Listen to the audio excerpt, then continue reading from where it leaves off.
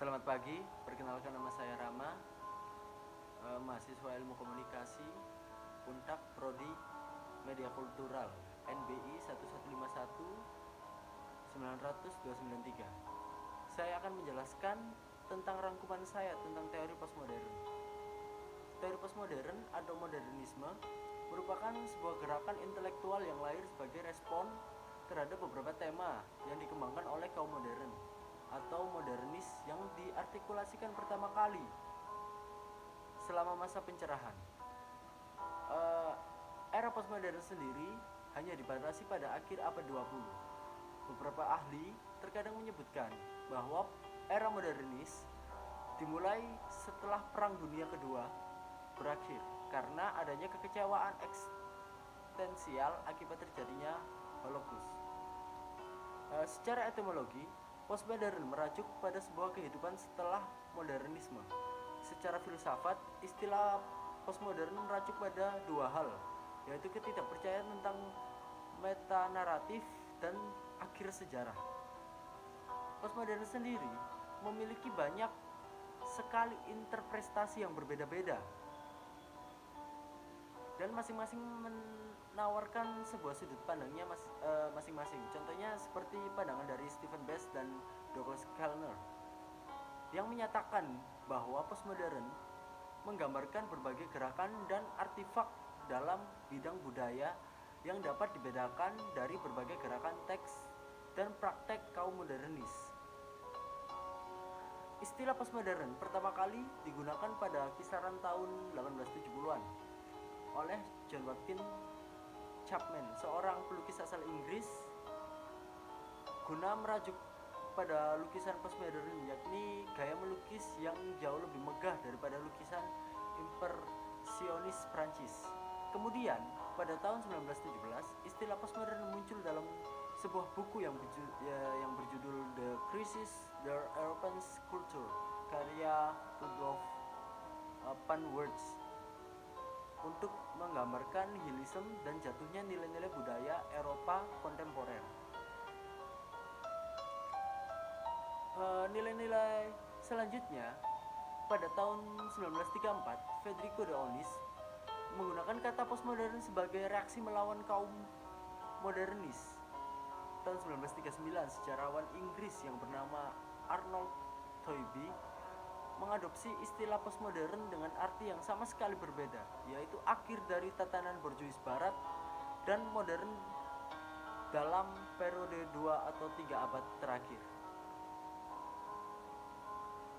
Kemudian pada tahun 1945, sejarawan seni Australia yang bernama Bernard Smith mengemukakan istilah postmodern untuk memberi kesan adanya gerakan realisme sosial dalam melukis yang melampaui abstraksi. Selanjutnya, pada tahun 1950 di Amerika, Charles Olson menggunakan istilah ini dalam puisi, dan baru pada tahun 1960 dan 1970-an istilah ini lebih dipopulerkan oleh para teoretikus seperti Leslie Fiedler dan Ihab Hassan. Sebagaimana telah disebut sebelumnya bahwa postmodern memiliki dua makna. Yang pertama adalah postmodern sebagai reaksi terhadap modernisme estetis pada paruh pertama abad 20 dalam arsitektur seni sastra, dan kedua, postmodern sebagai reaksi terhadap tradisi modernis yang telah berlangsung lama selama abad pertengahan. Postmodern juga tidak lepas dari kritik. Ada 4 kritik terhadap postmodern, yaitu yang pertama, kritik yang diberikan berdasarkan sudut pandang orang yang menolak konsep modern. Yang kedua, kritik yang diberikan oleh mereka yang menjunjung tinggi modernis, yang juga percaya postmodernis kurang memiliki karakteristik penting dalam proyek modern. Yang ketiga, kritik dalam masyarakat postmodern yang mencari perbaikan atau perubahan berdasarkan pemahaman mereka tentang postmodern. Yang keempat, kritik yang diberikan oleh mereka yang percaya bahwa postmodern hanyalah sebuah proses yang lewat dan bukan merupakan pertumbuhan dalam organisasi sosial. Ada juga komunikasi postmodern yang digunakan untuk menggambarkan bentuk komunikasi pesan, gaya paduan serta teknologi, dan macam-macam media komunikasi yang digunakan dalam dunia postmodernis.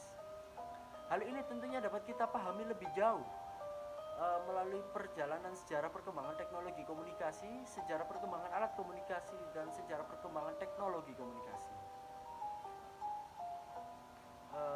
Mempelajari postmodern dapat memberikan berbagai manfaat untuk kita tentunya.